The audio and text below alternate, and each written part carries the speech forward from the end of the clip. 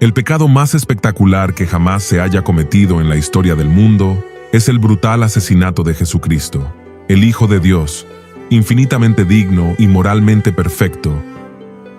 Y probablemente el acto más despreciable en el proceso de este asesinato fue la traición a Jesús por parte de uno de sus amigos más cercanos, Judas Iscariote. Ahora bien, tal vez muchos nos preguntemos, ¿por qué Jesús escogió a Judas Iscariote como discípulo si sabía que lo iba a traicionar? Muy bien, mi querido oyente, acompáñanos en este fascinante viaje a través de las Sagradas Escrituras y descubramos juntos toda la verdad de la traición de Judas a Jesús. Antes de profundizarnos en este tema, apóyanos dándole me gusta a este video para que YouTube recomiende este video a muchas personas y puedan conocer el precioso Evangelio de Dios. Empezamos.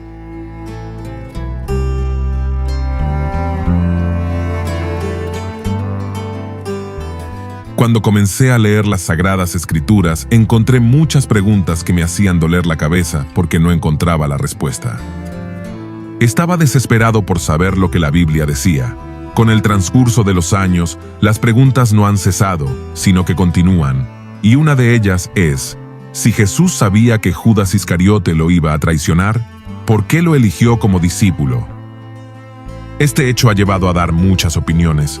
Nosotros a veces cuestionamos lo que Jesús hizo, pero nunca lo olvidemos, el Señor sabe lo que hace. Ahora bien, si Jesús tomó esa decisión de escoger a Judas Iscariote, sabiendo que lo iba a traicionar, tiene que haber alguna razón. ¿Será que hay alguna enseñanza para nuestra vida? Muy bien, amigo oyente, profundicémonos en el pasaje que estaremos estudiando en el día de hoy. Leamos en el Evangelio de Mateo capítulo 26 versículos 47 y 50. Mientras todavía hablaba, vino Judas, uno de los 12, y con él mucha gente con espadas y palos, de parte de los principales sacerdotes y de los ancianos del pueblo. Y el que le entregaba les había dado señal, diciendo, «Al que yo besare, ese es, prendedle». Y enseguida se acercó a Jesús y dijo, «Salve, maestro». Y le besó. Y Jesús le dijo, «Amigo, ¿a qué vienes?». Entonces se acercaron y echaron mano a Jesús, y le prendieron. En Mateo capítulo 26 versículos 37 y 38 nos da detalles de lo que Jesús experimentó antes de su arresto. Leamos el relato bíblico. Y tomando a Pedro y a los 2 hijos de Zebedeo, comenzó a entristecerse y a angustiarse en gran manera.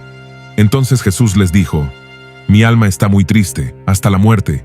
Quedaos aquí y velad conmigo». En Lucas capítulo 22, versículos 41 y 44, dice que cuando Jesús oraba en Getsemaní, vino un ángel para fortalecerlo porque estaba en agonía. Lo que estaba experimentando en esos momentos era terrible. Veamos lo que dice el texto bíblico. Y él se apartó de ellos a distancia como de un tiro de piedra, y puesto de rodillas oró, diciendo, «Padre, si quieres, pasa de mí esta copa, pero no se haga mi voluntad, sino la tuya». Y se le apareció un ángel del cielo para fortalecerle, y estando en agonía, oraba más intensamente, y era su sudor como grandes gotas de sangre que caían hasta la tierra. No sé cuál sería la reacción de usted, mi estimado oyente, si después de orar bastante y seguir en esa condición de agonía. Seguramente debe ser muy triste saber que la persona en quien has confiado viene para entregarte, y como si fuere poco recibió dinero a costo de ti. Ahora bien, teniendo esto en mente, veamos el perfil de Judas Iscariote. Número 1. Su origen es de Queriot, era un pueblo en el sur de Judea. Número 2. Su apellido Iscariote es un derivado del término griego sicarios, es decir, asesino, y se usaba en los tiempos de Jesús para indicar a quienes se oponían a la dominación romana con la guerrilla. Número 3. Su padre se llamaba Simón. Número 4.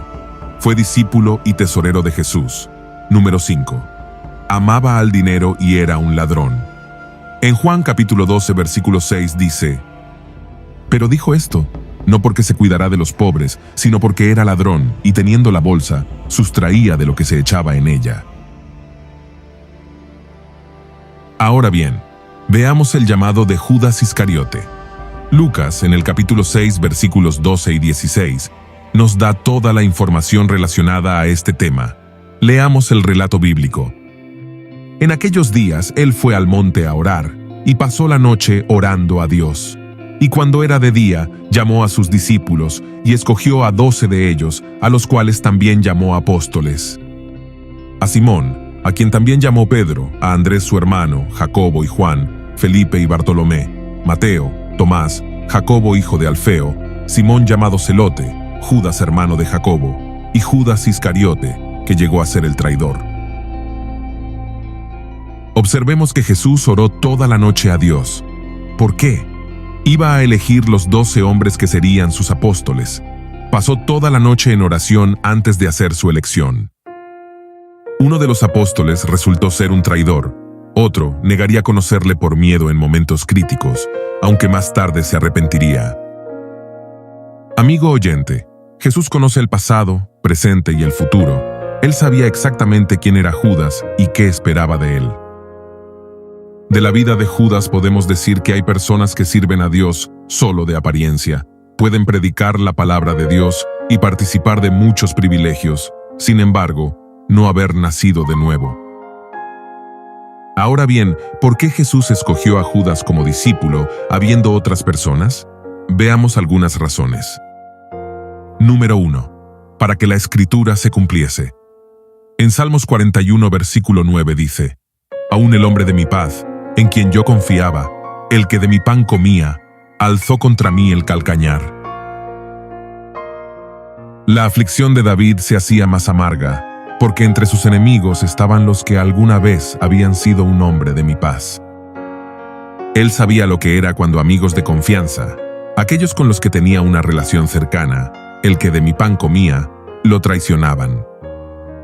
David fue traicionado por su propio hijo Absalón y por un consejero de confianza llamado Ahitofel. ¿Qué herida más grande puede haber que un amigo traicionero? En el sentido final y más siniestro, esto se cumplió cuando Judas traicionó a Jesús. Jesús aplicó específicamente estas palabras a Judas y su traición. En Juan capítulo 13, versículo 18, Jesús citó esta frase: No hablo de todos vosotros, yo sé a quienes he elegido, mas para que se cumpla la Escritura, el que come pan conmigo, levantó contra mí su calcañar. Así que estas palabras se cumplieron literalmente en David, y sin embargo, el Espíritu Santo que las dictaba miró más allá en ellas, incluso en Cristo y Judas, en quienes recibieron una realización más completa. Spurgeon dijo: El beso del traidor hirió el corazón de nuestro Señor tanto como el clavo hirió su mano. Amigo oyente, en conclusión, Jesús eligió a Judas para que la Escritura tenga que cumplirse. Por eso es necesario recordar que el tema central del Antiguo Testamento es Jesucristo, es decir, que todas las profecías bíblicas están centradas en Jesús. En Mateo capítulo 5, versículo 18 dice: Porque de cierto os digo, que hasta que pasen el cielo y la tierra, ni una jota ni una tilde pasará de la ley, hasta que todo se haya cumplido. La traición de Judas Iscariote estaba en pleno acorde al plan de Dios. Jesús vino a la tierra para morir y redimir a la humanidad. Su muerte no fue un accidente, sino fue necesaria para que el ser humano pueda tener salvación.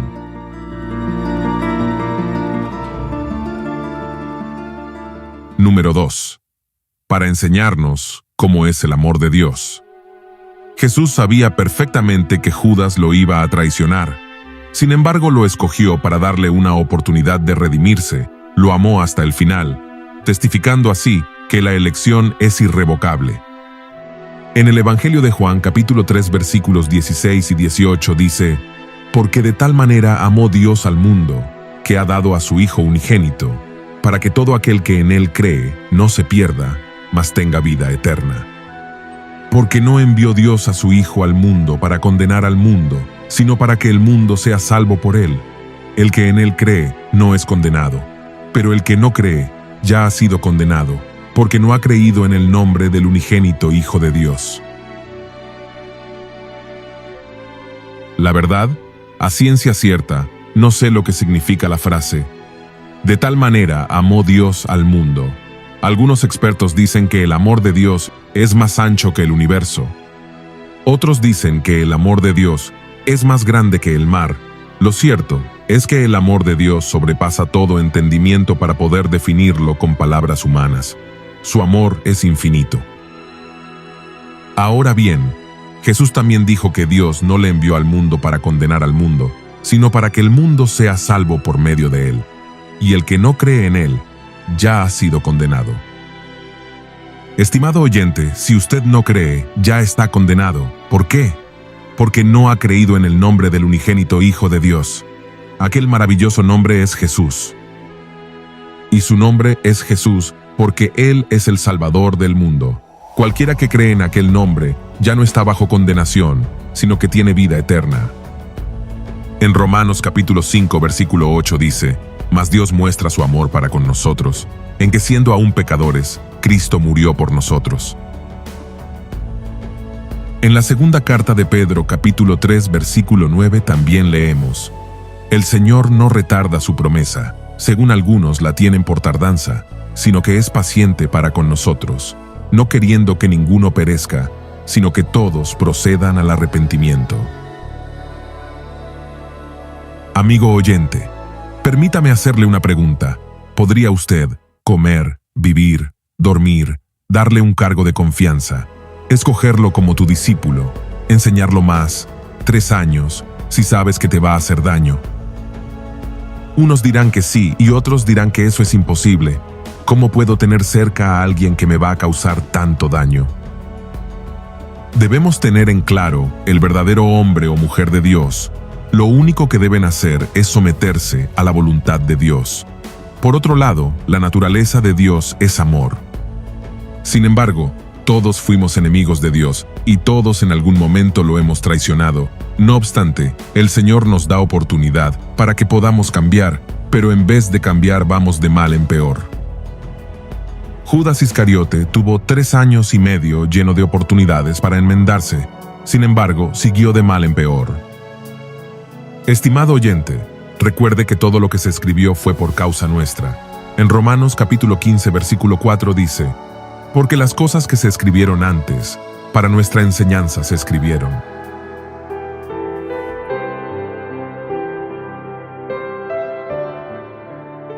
Número 3. Para enseñarnos a vivir con aquellas personas que sabes que te quieren hacer daño. Es fácil vivir, comer, caminar, reír, viajar, hacer negocios, cantar, orar, predicar, vivir en una sola casa, congregar en una misma iglesia, con aquellos hermanos que te aman, que te elogian, que te saludan, que te bendicen. Pero es difícil llevarse bien con aquellos hermanos, vecinos o personas que sabes que te aborrecen, que te odian y te quieren hacer daño. Sin embargo, Jesús lo hizo. Amó a Judas, nunca lo trató mal, lo comisionó a predicar el Evangelio. Todo esto Jesús lo hizo para darnos el ejemplo cómo debemos vivir nosotros con aquellos que no se portan bien, y este es el gran reto que tenemos: amar a nuestros enemigos. En Lucas capítulo 6, versículos 32 y 33, Jesús dijo: «Porque si amáis a los que os aman, ¿qué mérito tenéis? Porque también los pecadores aman a los que los aman. Y si hacéis bien a los que os hacen bien, ¿qué mérito tenéis? Porque también los pecadores hacen lo mismo». En Mateo capítulo 5, versículos 43 y 45, también leemos: «Oísteis que fue dicho: amarás a tu prójimo y aborrecerás a tu enemigo. Pero yo os digo, amad a vuestros enemigos, bendecid a los que os maldicen, haced bien a los que os aborrecen, y orad por los que os ultrajan y os persiguen, para que seáis hijos de vuestro Padre que está en los cielos, que hace salir su sol sobre malos y buenos, y que hace llover sobre justos e injustos». Mis queridos oyentes, muchas veces estamos llenos de odio, de rencor, venganza. No podemos perdonar. Si es así, estamos marcando en rojo, peligro. Es necesario reflexionar y ejercitarnos en amor. Número 4. Para que no hagamos lo que Judas hizo. Leer la historia de Judas causa gran asombro. Fue una persona que tuvo tantos privilegios y no los supo aprovechar. Pero haciendo una pregunta en general, ¿y qué es de nosotros? Muchas veces tenemos varios años en el Evangelio y seguimos con prácticas abominables que hieren el corazón de Dios. Tengamos bastante cuidado porque todo tiene sus consecuencias, y una de ellas es que podemos perder nuestra salvación, así como le sucedió a Judas Iscariote. En el Evangelio de Mateo, capítulo 27, versículos 3 y 5, podemos ver el triste final de Judas. Leamos el relato bíblico. Entonces Judas, el que le había entregado, viendo que era condenado, devolvió arrepentido las 30 piezas de plata a los principales sacerdotes y a los ancianos, diciendo: Yo he pecado entregando sangre inocente. Mas ellos dijeron: ¿Qué nos importa a nosotros? Allá tú. Y arrojando las piezas de plata en el templo, salió, y fue, y se ahorcó. Amigo oyente, Judas estaba lleno de remordimiento, no de arrepentimiento. A pesar de que sabía exactamente lo que había hecho, yo he pecado entregando sangre inocente, Judas estaba más arrepentido por el resultado de su pecado que del pecado en sí. Hay una gran diferencia entre estar arrepentido acerca del pecado y estar arrepentido por el pecado. El arrepentimiento de Judas era completamente diferente al de Pedro. El de Pedro era un verdadero arrepentimiento. Pedro fue aplastado y lloró vergonzosas lágrimas amargas. Él sabía que había hecho mal y se arrepintió de su error, pero el remordimiento no lo condujo al verdadero arrepentimiento. El verdadero arrepentimiento lo habría convertido a Jesús. Judas confesó que era un pecador, he pecado, pero muchos han hecho su confesión pecadora sin hacer el más mínimo cambio en sus vidas. Spurgeon dijo: tal vez Judas esperaba que Jesús se librara milagrosamente de sus captores, y cuando vio que era condenado, el remordimiento se apoderó de él y les regresó a sus compañeros criminales la recompensa de su infamia. Judas había estado con nuestro Señor en público y en privado, y si hubiera podido encontrar algún defecto en el carácter de Cristo, este hubiera sido el momento de mencionarlo. Pero incluso el traidor, en su último discurso, declaró que Jesús era inocente. En su remordimiento impenitente y profunda desesperación, Judas se suicidó. En Juan capítulo 17, versículo 12 dice: Cuando estaba con ellos en el mundo, yo los guardaba en tu nombre.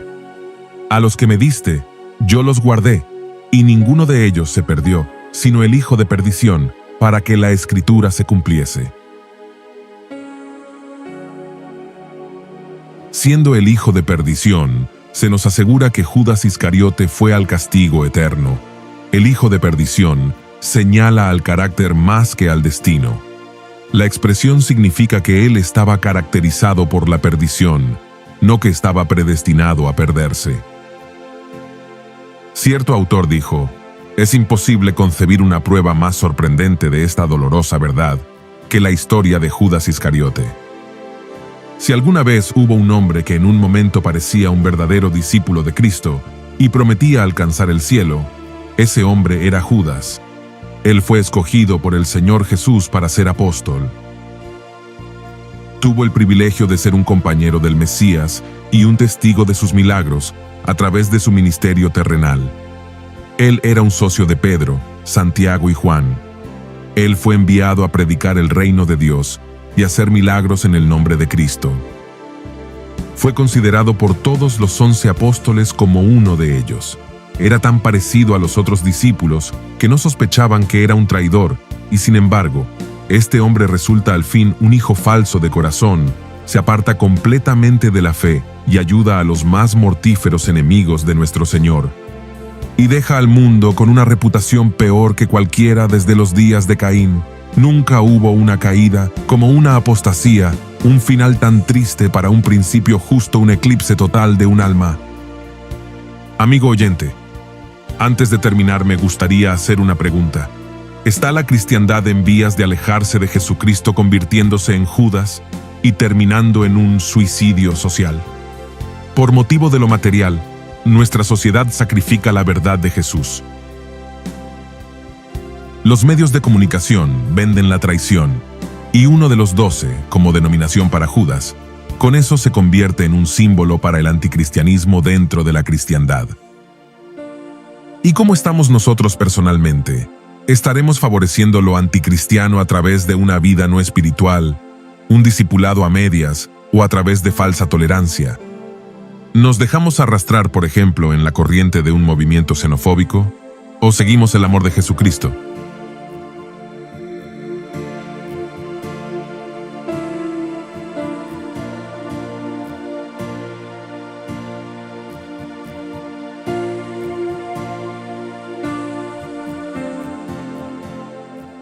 Llegamos al final del video y quiero agradecerte porque siempre nos acompañas. Gracias. Te apreciamos mucho, mi estimado oyente. Dios te bendiga. Un fuerte abrazo y nos vemos mañana en un nuevo video.